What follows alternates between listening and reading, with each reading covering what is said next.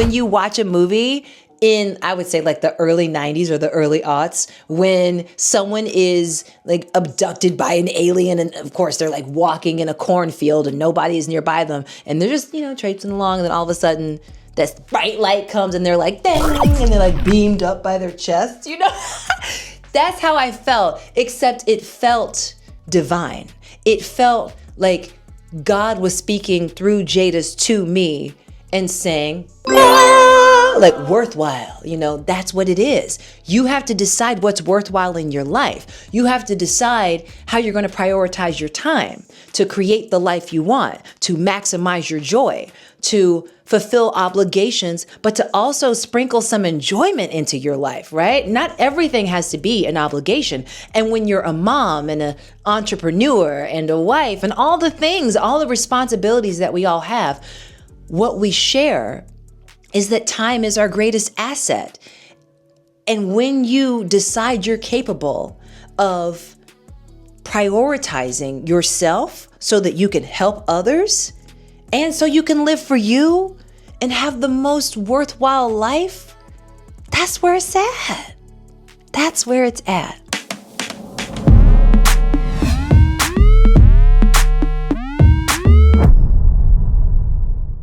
Before I ever ventured into a SoulCycle studio, I had all these preconceived notions of what SoulCycle actually was.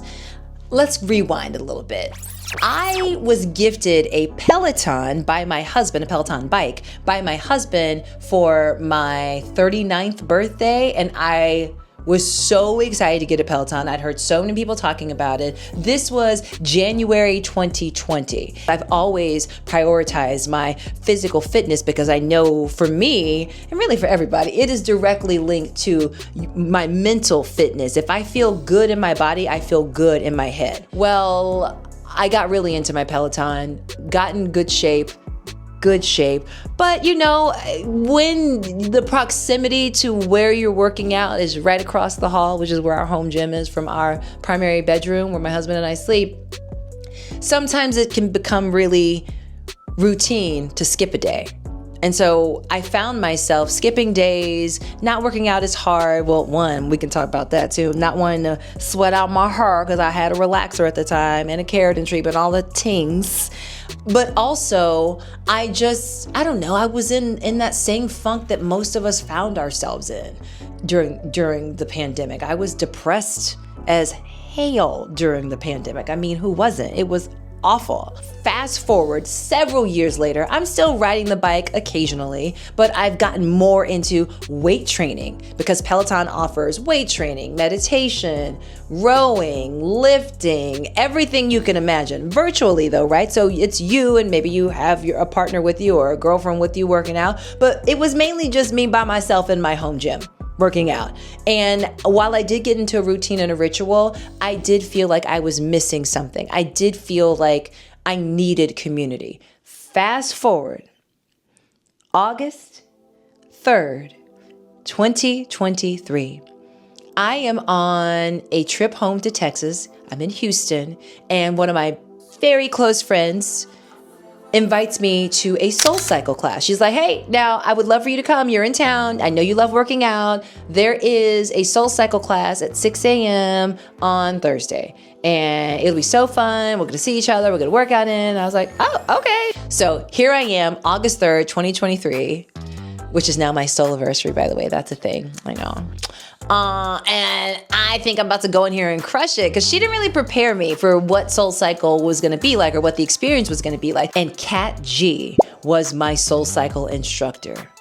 Honey, when I tell you that was the hardest class I had ever taken. I didn't understand the choreography. I didn't understand all the movements and what everybody's doing. I'm like, how are those people left, right, right? Oh my goodness, I was awful. But I was determined. I was determined to get better. And there was something that Kat G said in that class that lit a fire in me. She said, you have to decide you're capable. Decide you're capable. She said, decide you are capable. of accomplishing anything, of going after whatever you want and making it happen. Once you decide in here that you can, you will. Oh my gosh. After that, I was forever changed.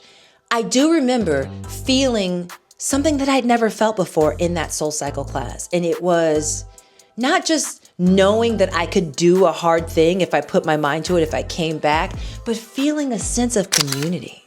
Feeling like all these people in this room, in this studio, working out at the same time, who got up early as you know what, to come here and sweat our butts off and work really hard, are like-minded. So naturally, a few days later, before I returned to Atlanta, I suggested it. I said, hey, I'm still in town. Do you want to go to SoulCycle again? She was booked and busy, as she often is. But I still went. I still went on my own. It was only my second class. I rode with a different instructor and had a great time. I still didn't have the rhythm down. I was still struggling. I was on the struggle bus. I still didn't have the choreography and all that down, but I was a little bit better than I had been the first time.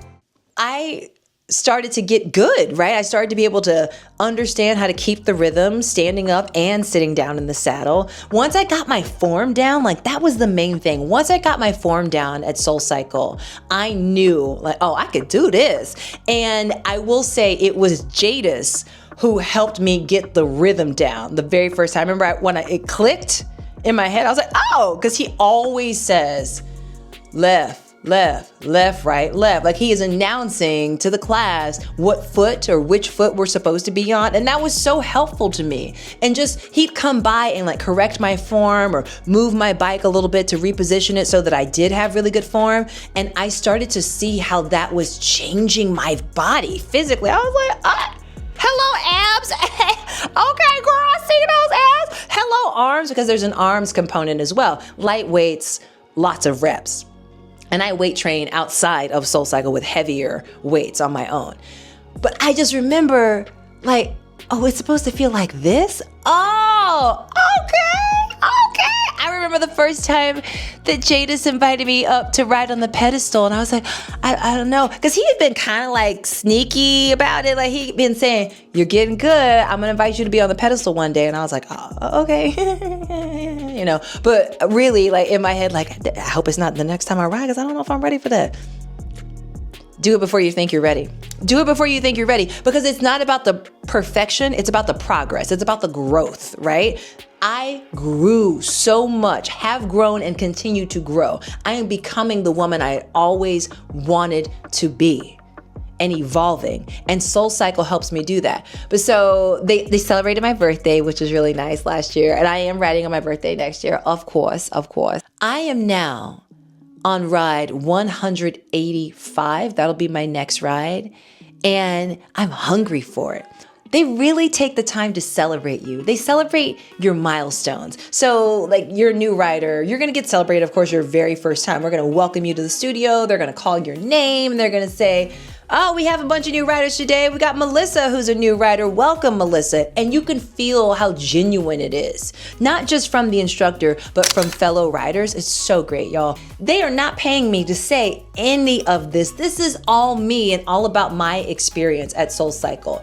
I love being a part of the SoulCycle community because of what it has done for my mind, body, soul. It's in the name. This is the first time in my life I've been in this good of shape. And what I mean by that is here and here. Like body is T and mind is T as well, because I feel a full body experience, right? It is my therapy to go to SoulCycle.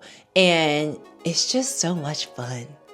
And there's something also that I feel about riding front row or riding up on the pedestal in the front facing the class. I remember thinking that would be so hard to attain.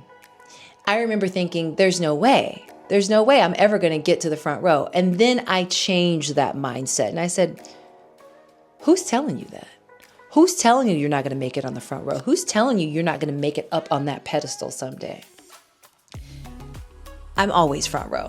I'm always front row now because I consider myself a leader in SoulCycle. I'm front row because I enjoy the experience so much that I know new riders behind me are studying how I do my ride, the way my body is positioned, my form, the way I ride, the rhythm, the choreography, all of it. And I feel trusted, I feel like it gives me more confidence and courage to get on that bike every single time. And if I'm really being honest, the whole idea behind Worthwhile came to me in the middle of a ride at SoulCycle.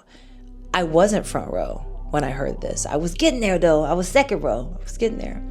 And I remember Jadis said, "You all got here this morning," talking to the entire studio. "You came here this morning with the same goal in mind. You came here this morning because you wanted a solid, vigorous workout. Get what you came for, right? You got up early out of your warm, comfortable bed to be here in the studio to sweat. So sweat, right? You all decided that this was worthwhile to you. So make it worth your while." I was like, oh my God, that's it. I love that I was able to set goals like, okay, I want to hit 100 rides by my Souliversary. So my 1-year anniversary of riding at SoulCycle. Not only did I hit that 100th ride milestone, I did it a month and some change before my Souliversary. All because I decided I was capable. I live in that moment. I was thinking something also about being in a SoulCycle class that makes it extra special. There are no phones allowed in the studio when we are riding. No phones, right? So there's no distractions. They close that door, those lights go down, and you are in the darkness except for the lights around the podium and the instructor, or whoever is up on the podium, the pedestal up there. You are locked in. It forces you to be hyper present in the moment, which is so good. Oh, and there are no screens on the bike. I love that. So it's not about the competition of, oh, I can turn mine up to a 10 and I can sustain this for this long. I measure the metrics of my workout with my watch, my little Apple Watch situation over here. But I don't really even look at it. I just turn it on so I'm recording a workout. Yeah. But what I love is that when you are in the class, you are locked in, you are focused on that and that alone. And also, nobody is saying, "Mommy," or "Honey, can you help me find," and I love my husband, I love my son. SoulCycle is just for me. And it feels so good to have something that's just for me. I just really love it so much. And I feel so grateful that I get to be a part of the SoulCycle community. I know I used to joke about it, and a lot of people joke about SoulCycle being a cult. It's not a cult. It's a community. It is a community of people who are like-minded, who want to get an amazing workout, and who want real growth, both physically and mentally. And I love it. And they showed up for me. Oh my goodness. So when I had my Worthwhile watch party, telling the world about Worthwhile, my YouTube channel and all that, I invited my SoulCycle studio community and they showed up for me. They showed up for me. Some of them had just ridden like 30 minutes before, right? And they showed up for me. That is community. That is what Worthwhile is all about. Building community, maximizing joy, and figuring out how to prioritize how you spend your time.